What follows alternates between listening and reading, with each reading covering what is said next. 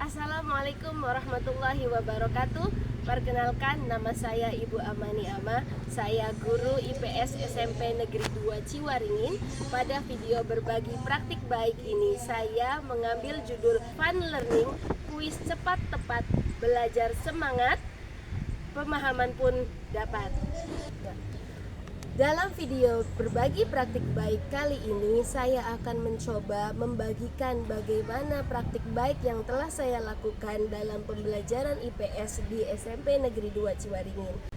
Situasi IPS menjadi pelajaran yang memiliki tantangan tersendiri karena cakupan materinya yang cukup luas, terdiri dari 4 bidang keilmuan sekaligus yang mengharuskan siswa memiliki kedisiplinan dalam belajar, terutama berliterasi dan mampu memahaminya secara mendalam.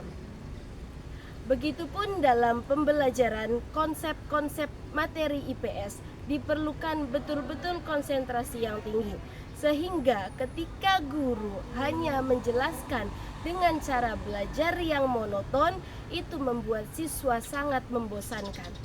Membuat siswa merasa bosan, merasa mengantuk, tidak bersemangat, dan sulit menguasai konsep hingga akhirnya tujuan pembelajaran pun sulit untuk tercapai. Sebagai seorang guru, tentulah menjadi tantangan tersendiri untuk dapat memberikan, menyajikan pembelajaran yang asik, menarik, dan juga menarik siswa dalam belajar, sehingga timbul bagaimana siswa mau berpartisipasi secara aktif, juga mempunyai daya kompetitif, dan juga menimbulkan pemahaman yang mendalam dalam materi pembelajaran.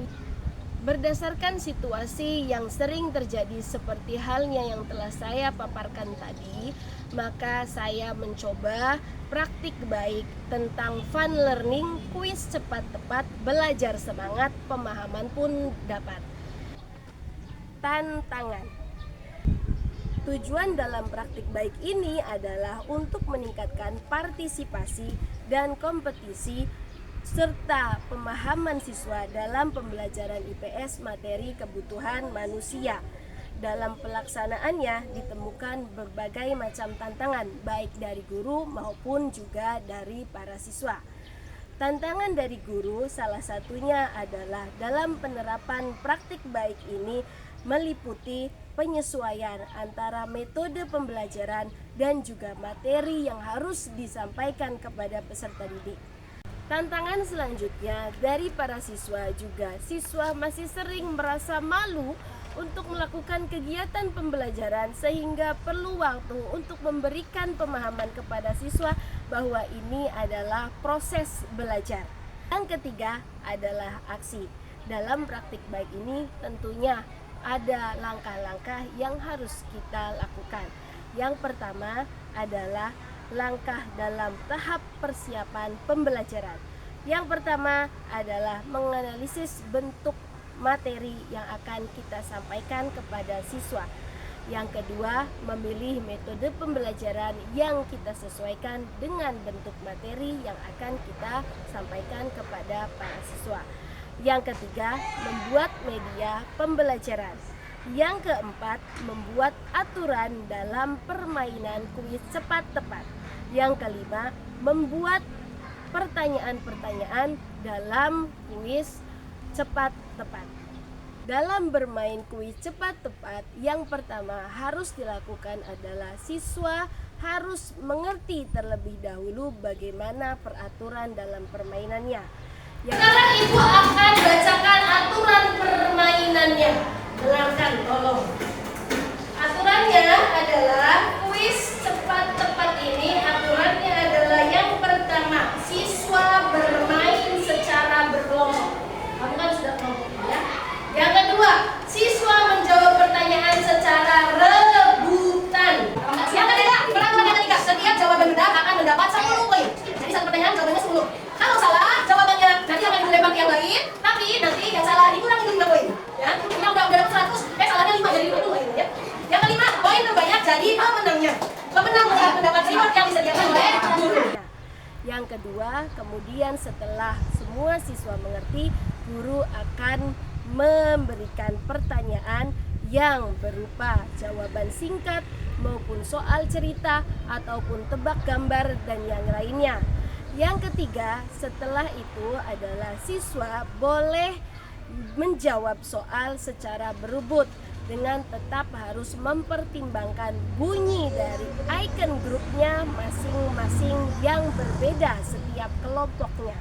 Yang keempat, setiap jawaban yang benar diakumulasikan oleh guru hingga nanti pada akhir sesi akan dijumlahkan dengan nilai tertinggi yang akan menjadi pemenangnya.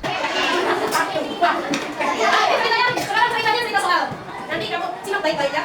Jika kamu seorang pelajar, buatlah pilihan belanja barang-barang di bawah ini dari yang paling kamu butuhkan atau yang jadi prioritas sampai ke yang bisa ditunda nanti teman-temannya. Barang-barangnya adalah 1. Makanan, 2. Skincare, 3. Outfit, 4. Buku, 5. Menabung.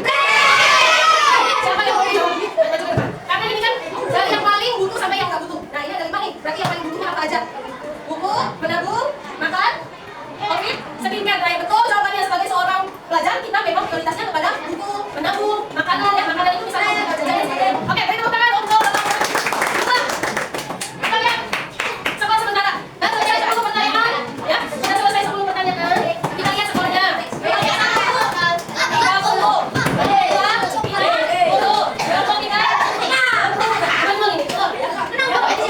20. Nanti juaranya adalah kelompok 2.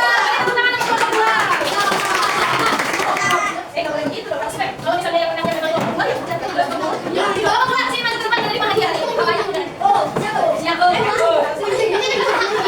Yang keempat, refleksi hasil dan dampak. Seorang guru dituntut untuk kreatif menghadirkan pembelajaran yang menyenangkan untuk siswa, mengupayakan pembelajaran yang tepat dan memperhatikan minat siswa dalam belajar sehingga tujuan pembelajaran dapat tercapai. Permainan kuis cepat tepat memiliki keberhasilan di antaranya mendukung para siswa untuk belajar berkompetisi secara sehat dengan lingkup yang kecil, meningkatkan partisipasi dan pemahaman siswa dalam materi kebutuhan manusia. Permainan kuis cepat tepat dapat menarik antusias siswa dalam belajar sehingga siswa mengikuti pembelajaran dengan rasa gembira. Selain keberhasilan, ada pula kekurangberhasilan pada permainan kuis cepat tepat. Di antaranya, yang pertama, konsistensi dalam penerapan peraturan permainan. Yang kedua, pembelajaran dengan permainan kuis cepat tepat sulit mengukur kedalaman pemahaman siswa karena keterbatasan bentuk soal dan hanya cocok dengan soal jawaban singkat. Solusinya, dalam kekurangberhasilan tersebut dapat diantisipasi dengan beberapa cara. 1. Guru harus benar-benar teliti dalam menerapkan aturan permainan. Kemudian, guru dapat membuat pertanyaan yang lebih mengukur kedalaman pemahaman dengan bentuk soal berpikir kritis.